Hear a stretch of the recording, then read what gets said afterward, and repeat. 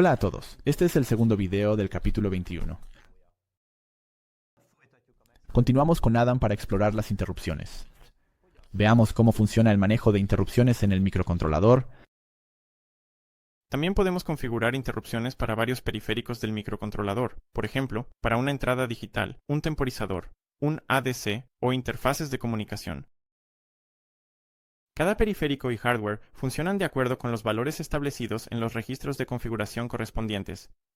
Funcionan. Durante su operación, cambian los valores de los registros de salida. En el caso más simple, el retardo dado del microcontrolador funciona como una entrada digital, porque configuramos sus bits correspondientes de acuerdo con nuestra operación deseada. Cuando una entrada digital, Si configuramos una entrada digital como una entrada de interrupción, también podemos lograr esto. Si ocurre un evento de interrupción, en esa aplicación que tenía una imagen, cuando el bit de interrupción correspondiente de la pata dada, que es un bit de un registro de hardware, se establecerá en 1.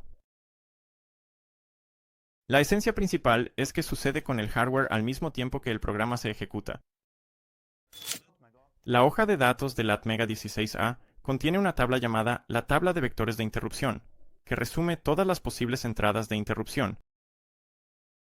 Por ejemplo, aquí puedes ver int 0, la interrupción de solicitud de interrupción externa 0, o int 1, la entrada de interrupción de solicitud de interrupción externa 1. Leyendo más de la hoja de datos, también muestra que en el caso de que haya múltiples banderas de interrupción establecidas en 1 en un momento dado, el controlador con el número de vector de interrupción más pequeño se ejecutará primero. Por ejemplo, en el caso de los pines int 1 e int 0, tendrá prioridad. El microcontrolador Atmega 16A tiene un controlador de interrupciones de nivel 1. No puede ser interrumpido por otro controlador. La bandera interrupción puede ser establecida.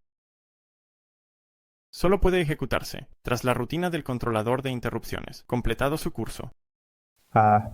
termina las interrupciones que llegaron en medio. En el caso de microcontroladores complejos, podemos establecer la prioridad de múltiples interrupciones. Incluso podemos establecer niveles de prioridad también. En un sistema como este, una interrupción solo puede ser interrumpida por un controlador de nivel superior que tenga mayor prioridad. Sin embargo, si hay dos solicitudes de interrupción al mismo tiempo, la que tenga mayor prioridad se ejecutará primero. Entonces, si se detecta una nueva interrupción, el sistema entonces detiene la ejecución, ejecuta una nueva interrupción y luego regresa a la interrupción original. Cuando termina con eso, regresa al programa principal. Siguiendo con un ejemplo igualmente simple como el de Atmel, la serie PIC18F tiene dos niveles de prioridad seleccionables por el usuario. El Sistema de corte. Durante la configuración de la interrupción periférica, puedes asignar la fuente de interrupción a prioridad alta o baja. De esta manera, durante la ejecución, la interrupción de mayor prioridad puede desactivar la interrupción de bajo nivel. Sin embargo, las que tienen la misma prioridad no pueden desactivarse entre sí. Ahora podemos ver cuando llegan nuevos tipos de interrupciones. Durante el controlador de interrupciones, se establecen las banderas correspondientes. Sin embargo, la ocurrencia del mismo tipo de interrupción, por ejemplo, la entrada int1, no será registrada por el hardware. Así que la interrupción es una herramienta muy efectiva, pero tienes que saber cómo usarla. Pero ten cuidado, el nombre del controlador de interrupciones puede ser confuso. Es posible, aunque no se recomienda, implementar todo el código de manejo de eventos en el controlador. En orden para que suceda. Siempre solo lo más importante. Siempre intenta implementar el mínimo necesario dentro del controlador, como guardar algunos datos específicos de la interrupción. Botón presionado. La temperatura está por encima del nivel crítico. Arriba, al tercer nivel, todo lo demás. Todo lo demás debería hacerse en el programa principal, cuando necesitamos el resultado. De esta manera podemos disminuir la chance se nos pase otra interrupción. Ahora, pasemos a cómo podemos configurar las interrupciones. Para poder usar esta función del microcontrolador, necesitamos habilitar la solicitud de interrupción del periférico dado y la interrupción global del microcontrolador. Esta decisión se puede implementar configurando el bit correspondiente del periférico y estableciendo el bit de habilitación de interrupción global en MINI. A veces, no queremos que el programa principal sea interrumpido en un cierto punto, por ejemplo, en tareas críticas de tiempo y/o de seguridad, por una o incluso todas las interrupciones periféricas. Podemos lograr esto configurando los bits correspondientes en 0. De esta manera, las interrupciones que lleguen durante el proceso solo se aplicarán después de la reactivación. Mientras se ejecuta la rutina de interrupción, el controlador modifica automáticamente algunos de los bits. Después de la entrada, bloquea las interrupciones y elimina las banderas que pertenecen a estas interrupciones. Al final del manejador, vuelve a habilitar las interrupciones. Permite un acceso global a los datos. Después de conocer las interrupciones en detalle, volvamos a nuestra tarea del contador. A partir de ahora, manejaremos los botones en modo de interrupción y aumentaremos o disminuiremos el valor del contador en el manejador. Tenemos que completar la función de entrada-salida previamente utilizada, IO-init, configurando y habilitando las interrupciones. Esto se implementará en las siguientes líneas del programa. Las siguientes secciones del programa están implementadas. Veamos funciona nuestro programa en detalle. Al llamar a la función IOINIT, después de configurar la dirección de los pines digitales, se utilizan las macros SBI para establecer los bits de los registros del microcontrolador en MINO. Que necesita Sakushi al estilo mexicano. Las primeras 4 instrucciones SBI configuran las interrupciones externas, las siguientes 2 las habilitan, y la última habilita las interrupciones globales. La libertad de expresión. La libertad de separación global. La habilitación y deshabilitación global de interrupciones también se puede hacer mediante las macros sin parámetros SI y CLI, lo que hace que nuestro programa sea más legible. En el archivo main.c puedes encontrar nuevos tipos de funciones llamadas ISR, que significa rutina de servicio de interrupción, y tienen el parámetro xycax, _vect. Estas son las funciones de manejo de interrupciones que se mencionaron anteriormente. Solo se ejecutan cuando ocurre una interrupción. Sus parámetros comienzan con un nombre que corresponde al vector de interrupción y terminan con el sufijo _vect. Estos están en la tabla de vectores de interrupción. En nuestro código, incrementamos o decrementamos el contador, prestando atención a los límites en nuestros controladores de interrupción. Dentro del bucle infinito de la función principal, lo único que queda por hacer es establecer el puerto A al valor del contador. ¿Esto mostrará el valor en los LEDs? Debido a que el botón está desactivado con un capacitor de filtro y configuramos la interrupción externa para detectar un flanco ascendente, no pasará nada si presionamos cualquiera de los botones hasta que los soltemos. Entonces, ocurrirá una transición de 0 a 1 en el pin de entrada, lo que genera una interrupción, y el control pasa al controlador de interrupción correspondiente. Si no ha quedado claro hasta ahora, nos gustaría enfatizar nuevamente que las interrupciones son un elemento muy importante en el desarrollo de software embebido.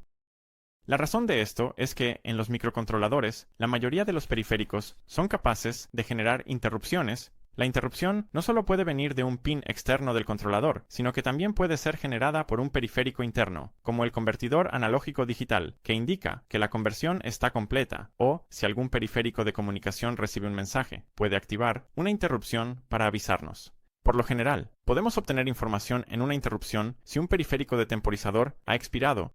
En un capítulo anterior del currículo ya hemos hablado sobre temporizadores, pero en ese momento no utilizamos interrupciones.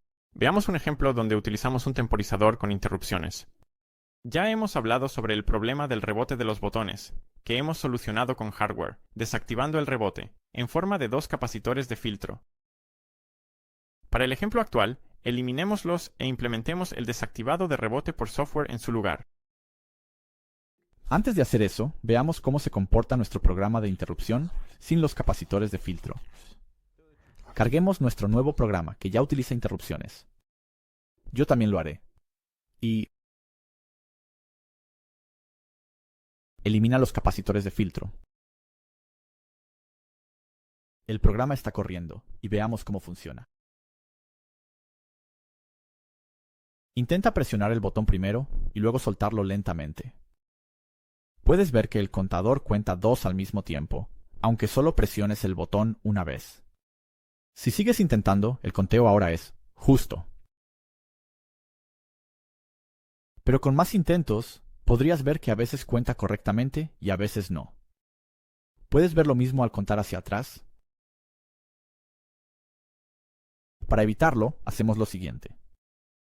En el manejador de interrupciones de los botones, deshabilitamos cualquier interrupción que venga de la misma fuente y comenzamos un temporizador, que hemos configurado previamente para tener un periodo cercano a 100 memsterometrameses.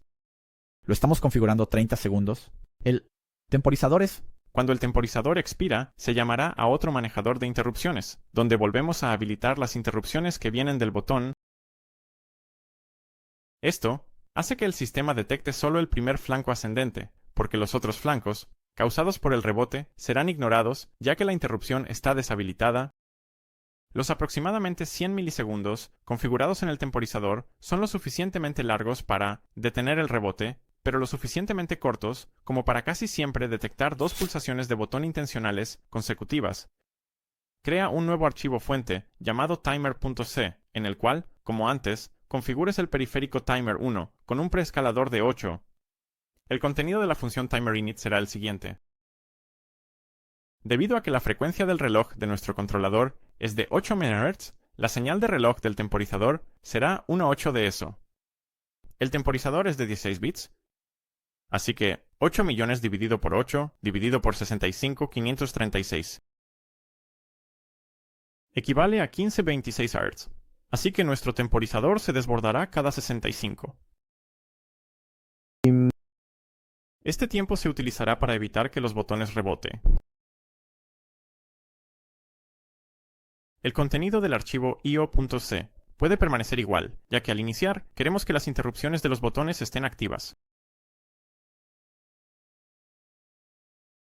En el archivo main.c, ambos controladores de interrupción externos deben ser modificados para incluir un reinicio del temporizador y habilitar la interrupción por desbordamiento, lo cual se logra con las siguientes líneas. Además, las interrupciones externas deben ser deshabilitadas para que el microcontrolador no reconozca los flancos ascendentes, que provienen del rebote.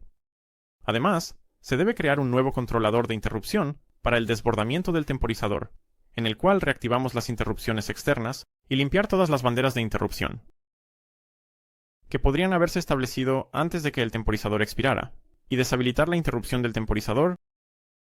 La computadora está desconectada. Se puede ver aquí. Finalmente, tenemos que llamar a timerinit e ioinit en main. Y luego, en el bucle infinito, establece los LEDs asignando el valor del contador al puerto A. Intenta poner el bucle del contador en main, que mantenga ocupado al controlador, y veamos qué pasa. Veámoslo ahora. Subwatch, por favor, prográmalo. Ya lo estoy haciendo, y si todo es correcto, Presiono botón contar arriba. Puedes ver que hasta ahora no ha pasado nada. Sin embargo, después de que el ciclo for había expirado, nuestra pulsación del botón produjo un resultado. El procesador pasó la mayor parte de su tiempo contando en el bucle for, pero luego actualizó la salida con el valor del contador, y ahora está pasando su tiempo en el bucle for nuevamente. Así que, gracias a nuestra interrupción, el valor del contador puede actualizarse siempre en segundo plano, y siempre guardamos el valor actual. en nuestro ejemplo no es realmente importante si esperamos exactamente 100 metros o alrededor de 65 metros después de cada pulsación del botón. Usamos el modo de contador como periférico del contador. Si necesitas esperar exactamente 100 milipresers, tenemos que usar el temporizador en modo de comparación de salida. Aquí, el temporizador genera una interrupción, cuando el contador alcanza un valor preprogramado exacto. Puede ser que, dependiendo del botón pulsador en sí y de qué tan rápido lo estés presionando, los resultan ser demasiado cortos, y necesitamos dejar más tiempo para el rebote, Sin embargo, al implementar cualquiera de estos, dejamos una mayor ventana donde las interrupciones externas están deshabilitadas, por lo que podemos incrementar o decrementar el contador más lentamente. La solución óptima siempre es específica para la aplicación y depende de muchos factores, como cuánto rebota un botón, si hay un temporizador libre disponible, o qué tan rápidos son los impulsos que necesitamos detectar, y así sucesivamente. Ahora hemos alcanzado el objetivo que establecimos al principio del video, que es introducir el concepto de interrupción y su papel bastante importante. A través de un ejemplo, hemos visto el uso de interrupciones externas e internas, que espero que puedas utilizar en el resto de este currículo y más allá, en tus proyectos de hobby y en tus futuros estudios. Eso ¿sabes? Las hermanas de cristal. En el capítulo 21 del currículo de electrónica Crystal Clear, se te introdujo al concepto de interrupción, sus propiedades básicas, su uso y su papel importante. También vimos un ejemplo de uso de interrupciones externas e internas. Te animamos a que adquieras tu propia experiencia sobre el tema, y esperamos que el conocimiento que has adquirido aquí te sea de gran ayuda. En los siguientes videos, también te mostraremos algunas cosas importantes y emocionantes sobre el mundo de los sistemas embebidos. Mantente atento para más. Encontrarás toda la información relevante en la descripción del video. Síguenos en Facebook para las últimas noticias y nos veremos pronto en los próximos videos. Adiós.